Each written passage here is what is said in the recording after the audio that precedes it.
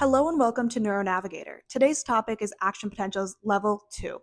If you want a more in-depth look, check out the next video. But if you want to take a step back and look at a more simple explanation of an action potential, visit the previous video. At its most basic level, an action potential, or AP, is communication between two neurons through changes in electrical potential as a result of changes in chemical potential.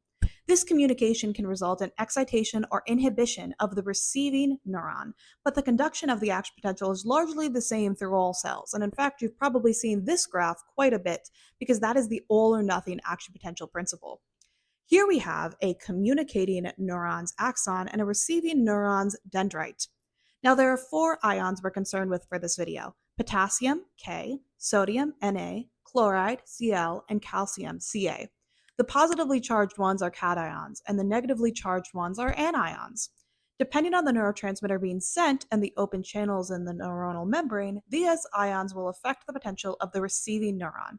But right now, the most prominent ion at the resting membrane potential is potassium. The receiving neuron maintains a negative resting membrane potential. This is because proteins inside the cell are negatively charged and because of the sodium-potassium pump. Although there are leak channels, which you can see here, which are just open pores in the neuronal membrane, which allow potassium to go through the membrane at any point it pleases, the sodium-potassium pump makes a big difference in concentration by trading 3 sodium for 2 potassium with the power of ATP. ATP allows it to move against the concentration and electrical gradients, which would otherwise be influencing the directional flow of ions. This is maintenance of the negative resting membrane potential, but an action potential is going to disrupt it entirely. This is because when this neuron, which I've decided is excitatory and sending glutamate, an excitatory neurotransmitter, this neuron is going to get more positive. When glutamate is received by the neuron, it's going to latch onto glutamatergic ionotropic receptors and let sodium in. This causes an excitatory postsynaptic potential, or EPSP, which makes this cell more likely to fire its action potential. Note, if we had an inhibitory neuron that sent GABA, which is an inhibitory neurotransmitter, it would create an inhibitory postsynaptic potential, or IPSP, by letting in chloride, which makes it less likely to fire its own action potential.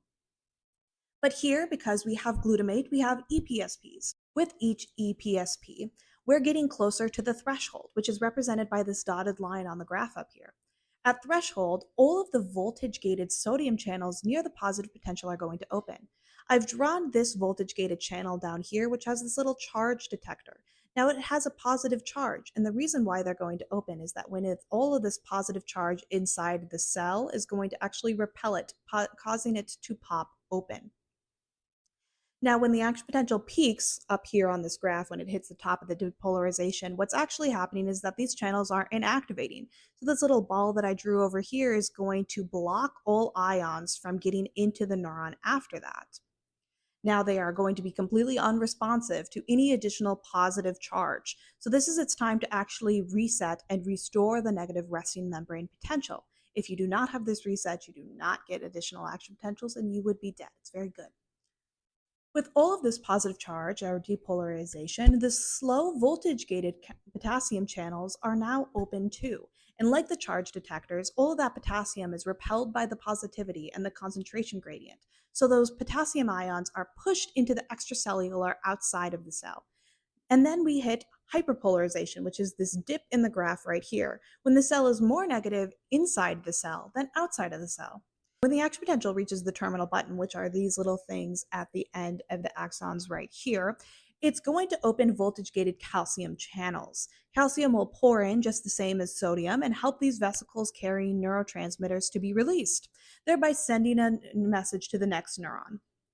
Again, the things that you want to remember are that opposites attract and sodium in, potassium out. If you want an even more in-depth analysis of the action potential, check out the next video.